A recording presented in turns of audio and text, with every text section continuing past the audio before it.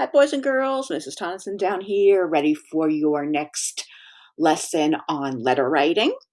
And you should have just listened to the story by Mark Teague called Dear Mrs. Larue. And it's a story told mostly in letters. And it's a story told by the viewpoint of the dog, whose name is Ike.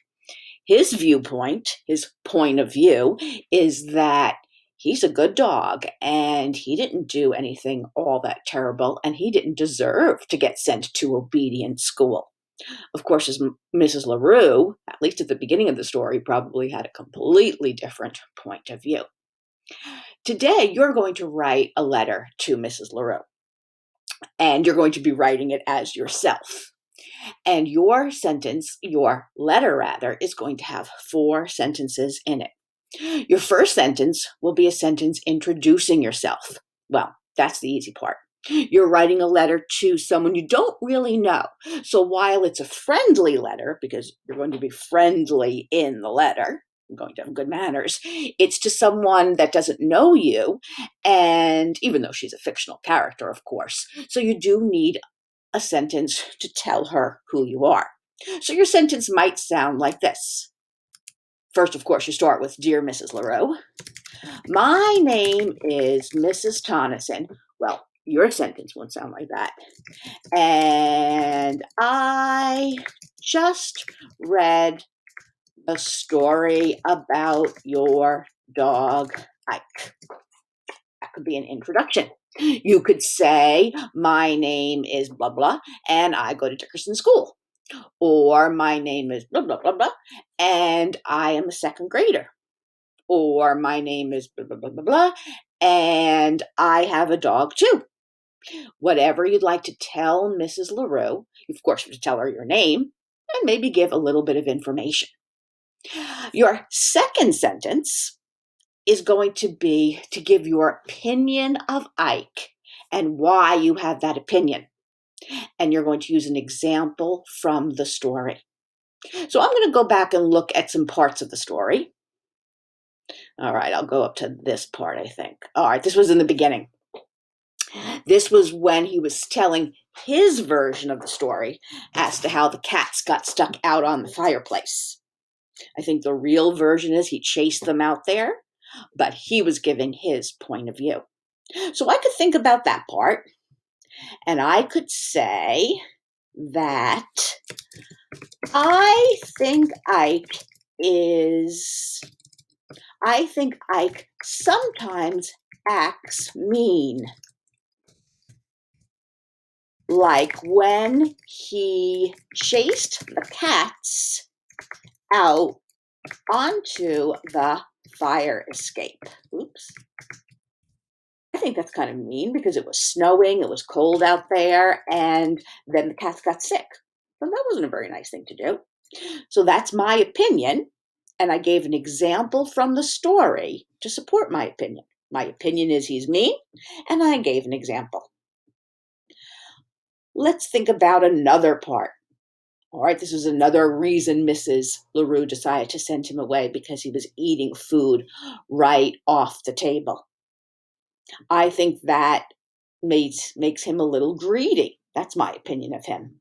So I could have as my second sentence, it could sound like this instead. I think Ike is greedy because he ate the chicken pie that was supposed to be for Mrs. Larue instead. That's pretty greedy. He ate it himself. So I gave my opinion. I think Ike is greedy. And then I gave an example from the book. All right, let's do one more. And let's look at this part from the story. This was when he ran away. He was very unhappy at the doggy obedience school. So that makes me think that he is naughty. That's my opinion.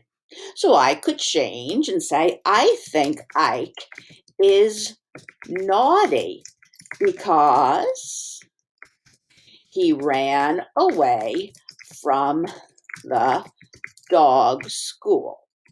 That's a pretty naughty thing to do. All right. So I've just given you three examples, and you could do any one you like, or your own, of course. You're going to think of your opinion. What do you think about Ike? What kind of a character is he? And then you're going to give an example from the book that helps prove or demonstrate why you have that opinion. You don't have to use any of these parts of the story. There are lots of other things that happen in the story that might give you your opinion. All right, we have a sentence introducing yourself. That's this one. I'll highlight it in yellow. Then we have a sentence that is giving your opinion of Ike and why you think that, with an example from the story. The next one is a sentence giving Mrs. Larue some advice. What should she do if Ike continues his bad behavior?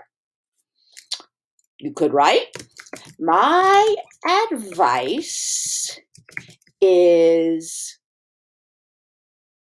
well, let's say, my advice is if he continues his bad behavior, have someone come to the house to train him.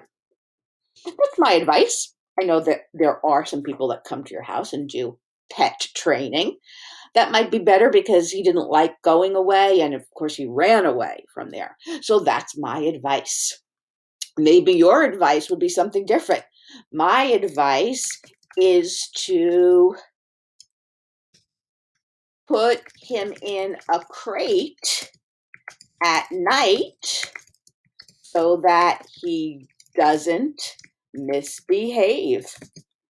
It's not a mean thing to do. A lot of people put their dogs in crates when they can't be around them.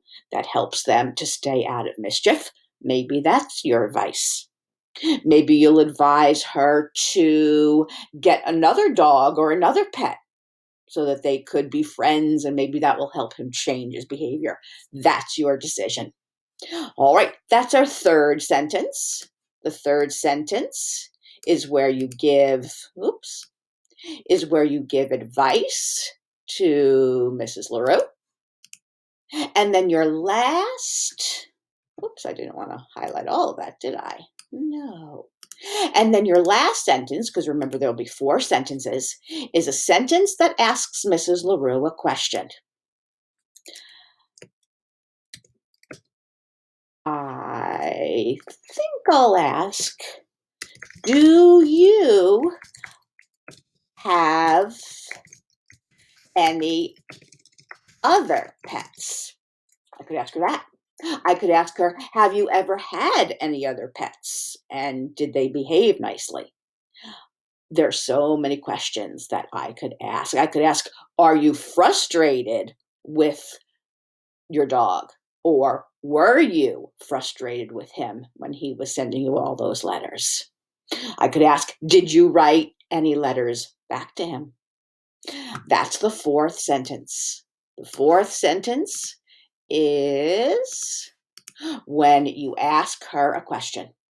I've highlighted them. You don't have to do that, of course, but I highlighted them so that you could see four different sentences. Then, of course, you're going to add your closing.